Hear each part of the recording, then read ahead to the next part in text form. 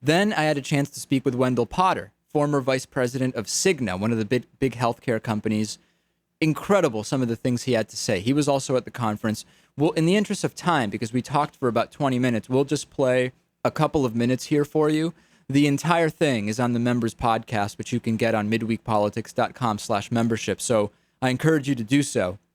Here's a little bit of what Wendell Potter had to say. And it's amazing the things he was privy to as a VP of a huge health insurance company. Take a listen. Was there any kind of internal dialogue that you were privy to that discussed, well, politically, we support Republicans or Republicans support us, or anything partisan that was going on internally? Oh, absolutely. To that level? There was. Absolutely. I was, as part of my job, I was also responsible for supporting or providing communication support for our government affairs departments. So I worked very closely with our lobbyist in Washington and also our head of state government affairs and her staff. And I also, as part of my organization, was responsible for the Political Action Committee disbursements. So I knew who was getting how much money from the Political Action Committee. Over the years, Republicans got by far the most amount of money from the Political Action Committee. That began to change over time when the political landscape began to change and more Democrats were being elected. These companies are not stupid. They know that if they want to get their legislation passed or something defeated they don't like, they have to cozy up to Democrats as well. And particularly the blue dog Democrats and the so-called moderate Democrats who are more likely to listen to them. Walk us through a little bit. In prepping for the interview with you, you're referred to as a whistleblower in many articles and interviews and so forth. Do you consider yourself a whistleblower? And lead us up to how and when and why you blew the whistle, so to speak.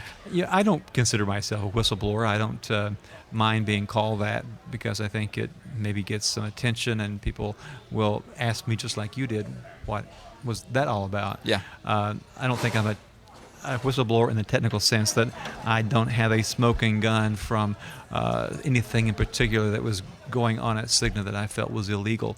In fact, I didn't leave to talk about CIGNA or Humana, but about the industry's practices, because I was part of that industry for 20 years, and I spent a lot of time representing my companies at the big trade association meetings in Washington, and I was a part of efforts at the industry level to set up front groups to try to manipulate public opinion one way or another and ultimately to influence legislation. I became increasingly aware of what insurance companies do to manipulate public opinion and to influence legislation, and also what they do to earn money. And the steps they take and the links they go to make sure that their shareholders are not disappointed every 3 months when they have to announce their earnings. They don't want that share price to go down. So I became more and more aware of the procedures, the practices to make sure that they're meeting shareholders' expectations, and unfortunately that is at the expense of policyholders, patients, people who are sick. Many people in this country are uninsured because their policies have been canceled, because if they had stayed on the rolls, the companies would have had to spend more money on their claims than they wanted to spend. Okay, so there's Wendell Potter, former CIGNA vice president. The full interview, and it's about 20 minutes. It's fascinating, as well as the full Dennis Kucinich interview, as well as an interview with Salvador Reza, who was arrested last week protesting in Arizona, all available on the Members Podcast.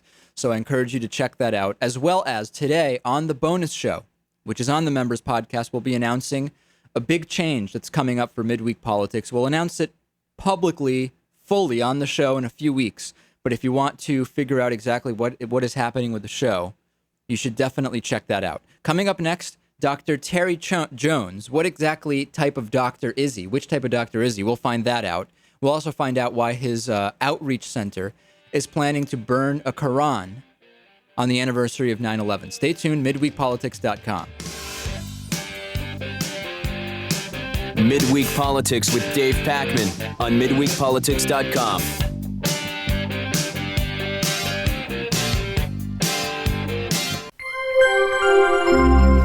Midweek Politics is made possible in part by CSR Wire, the corporate social responsibility newswire at csrwire.com, by DIF Design, specializing in custom business websites at difdesign.com. To find out more about underwriting Midweek Politics, visit midweekpolitics.com.